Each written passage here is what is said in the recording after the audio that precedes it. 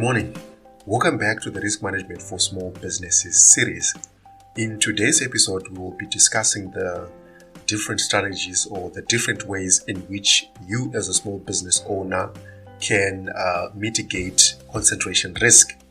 If you listen to the previous episode, we were discussing the different places where concentration risk comes from, and we talked about revenue side and also supplier side concentration risk.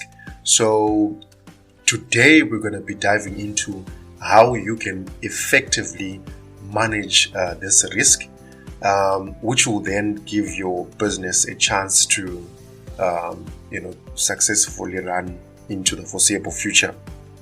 Regardless of where concentration risk is emanating from in your small business, there are several strategies that you can use to mitigate the concentration risk. So you will choose or you will pick out a strategy based on where exactly the concentration risk is coming from, or the points from which you are exposed to concentration risk. And I've got three basic strategies that I have personally used for our clients. And the first one is that you should work on diversifying your customer base as well as your suppliers, so that you neither rely on a single customer or a single supplier. And then the second one is you can also work on diversifying your product or service offering. And then the third one is you should work on building relationships with your customers and your suppliers. So as I've been working with different small businesses on this issue or this topic of concentration risk, and having discussed these different strategies, there are two key things that I've picked out from our conversations and whatever we then worked on going forward. And these are that, firstly, the strategies may sound too general or too academic, in a way that you would think that, these things I cannot really apply them in my business because it's something that sounds like it's just coming from, a theory or some book that you read, right? And then the second thing is also that it might be very difficult for you to implement the strategies because, let's face it, I know that, small business owners know this, right? Having fewer customers or a single supplier is one of the definitions, or it's more like a defining factor of what exactly a small business is.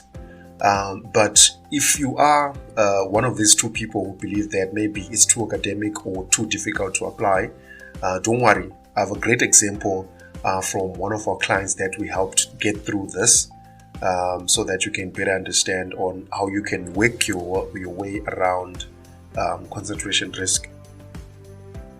So one of our clients is a small business owner who was heavily reliant on e-hailing platforms such as Uber and Bolt.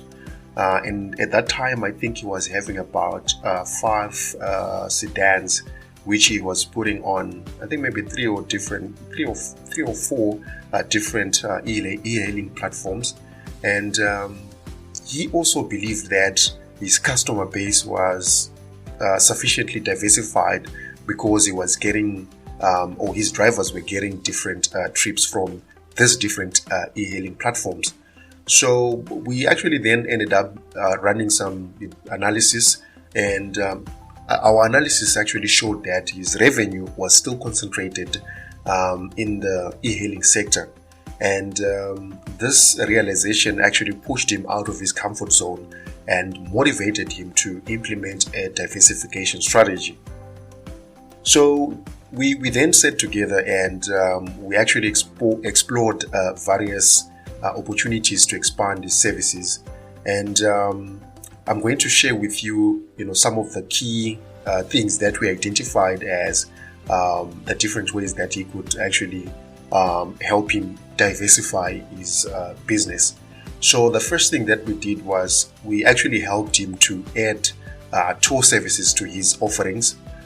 So he then went on to register his services on platforms such as TripAdvisor and Booking.com, where he would then target both local and foreign tourists who wanted to explore different tour locations around Cape Town.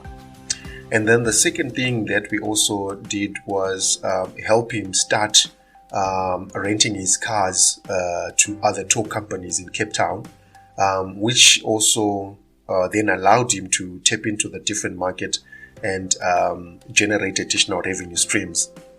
Then the third and the final thing that we also helped him do was that we assisted him in sourcing contracts to transport private healthcare practitioners from their homes to their different clients' homes.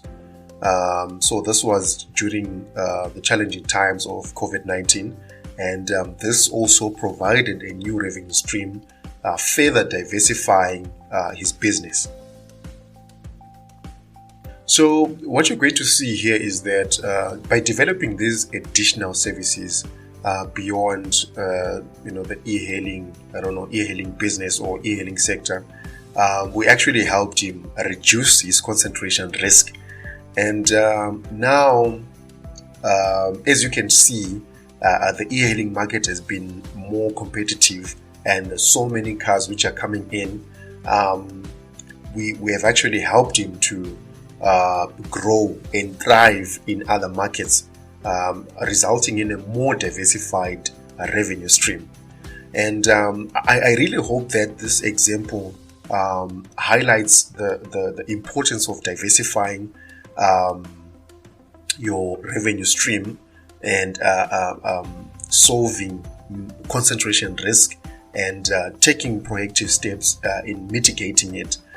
So I know that in the previous episodes we talked about the different angles from which concentration risk can emanate from, but in this episode we then just discussed or we delved deeply into revenue side concentration risk mitigating strategies. So this is mainly because what I have realized in my own experience dealing with small businesses and concentration risk is that you can do so much as far as revenue side is concerned, because this is where you have most of the control. But as far as supply side is concerned, it's usually very difficult to deal with that side, because though there may be like many suppliers that you can try to switch over and build relationships and all that, as a small business owner, you are mostly limited to a few suppliers, mainly because maybe they are the ones which are closer to where you are located or where your business is located. And maybe you're also limited to the issue of price, because price is one of the things that actually affects small businesses. So this is why I have given an example of revenue side mitigation strategies, because this is coming from my personal experience actually dealing with small businesses. So thank you so much for joining us in this episode, and if you found this episode helpful, be sure to subscribe to our channel and visit our website for more valuable resources on risk management for small businesses.